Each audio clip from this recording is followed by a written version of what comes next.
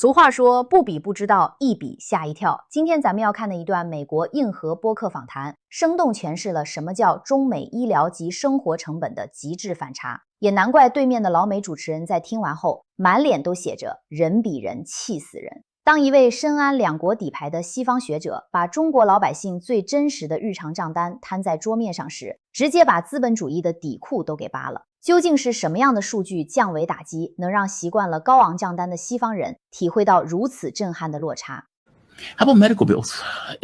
How is medicine and those type of things practiced in China? Is there also the reason why I'm asking this? Because the argument that is being made seemingly is that this is a way for debt alleviation. This is a way that policy can influence, especially your latest book, policy can influence how much money people have in their pockets, how much money they spend on the various items, how much they can save, as opposed to having, I think most Americans, I think it's like 60, 70% are $500 away from a disaster where they can't afford it.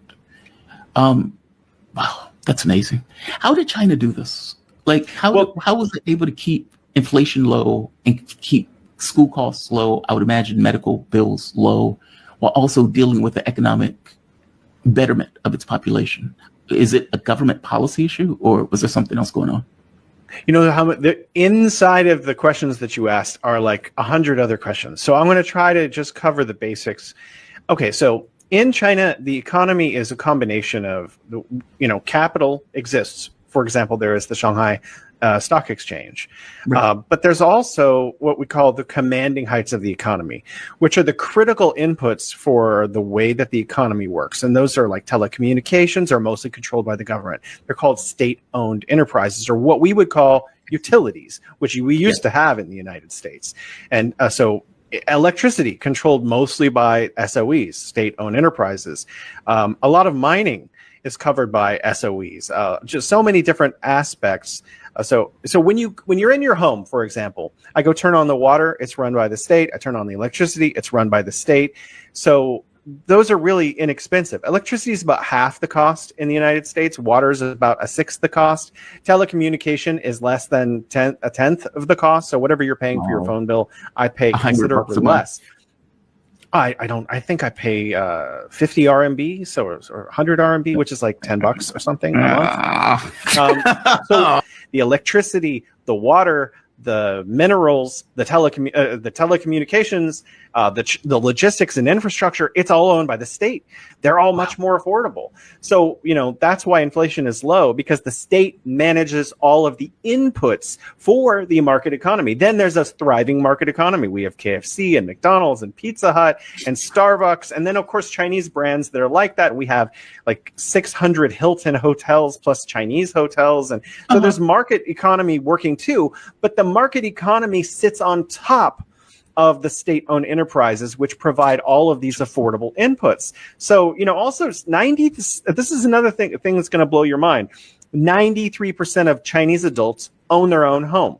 So, it's like 60% or 65% in the United States. 93% own their own home. And then 80% of those don't have a mortgage at all. So they don't make a payment. There's no rent. There's no house payment, and there's no property taxes. So if a person has a job and owns a home, which is pretty much everybody, then all they have to do is, save their money, and the water is affordable, electricity is affordable, everything is made here, so it's affordable. Inflation is low because of the way the economy is run and the state managing certain kinds of enterprises. But you did mention something earlier about medicine. China does not, I just want to, for the record, China does not have universal healthcare. It has a different system. It has workers' healthcare. So 98% of people are covered, but it's through your employer and if you don't have an employer, there are other ways to get it also through the state and get it subsidized.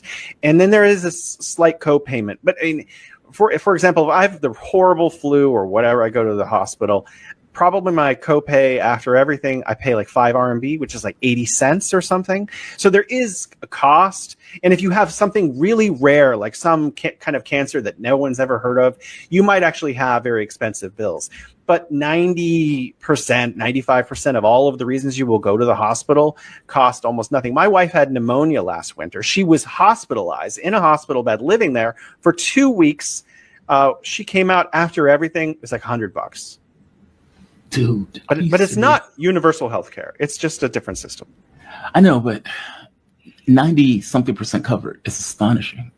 I mean, even some places in Europe don't have universal healthcare. I mean, like, I understand what you mean. It's the overwhelming majority, like upwards of over 90% are covered, and then the state comes in to deal with the other percentage. There's also other systems where you live in that poor village that I mentioned, Pishan, for example. They have a clinic there, so that's free, and that nurses and doctors go there and get on certain days and things to give free treatments.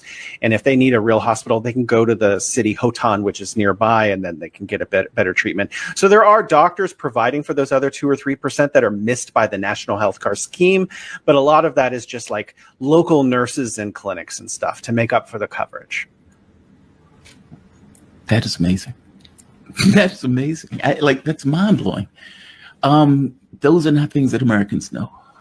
It's just not. I mean, wow. 正片看完极度舒适，视频里明确点出，咱们的水务、电力、通信全由国家托底，水费是美国的1/6，网费不到1/10。当大洋彼岸连基本电网都能私有化，变成资本财报上的摇钱树时，我们的国家却把这些生存必需品当成战略防线，死死守卫，把通胀按在地上摩擦。更致命的对比在医疗，一套覆盖98%人口的体系，让你看的流感可能只掏5块钱人民币，连偏远村庄都有诊所兜底，拿什么跟中国打？拿老美那动辄让人倾家荡产的医疗降单吗？老实讲，每次看到这种实打实的数据碰撞，我最大的感受就是西方政客算盘打得震天响，满脑子都是短期选票和资本分红，而我们却在踏踏实实做跨越100年的长期主义布局。历史的长河早就证明，大国运势的根基绝不仅仅是坚船利炮，更是普通人住得起房、看得起病的绝对安全感。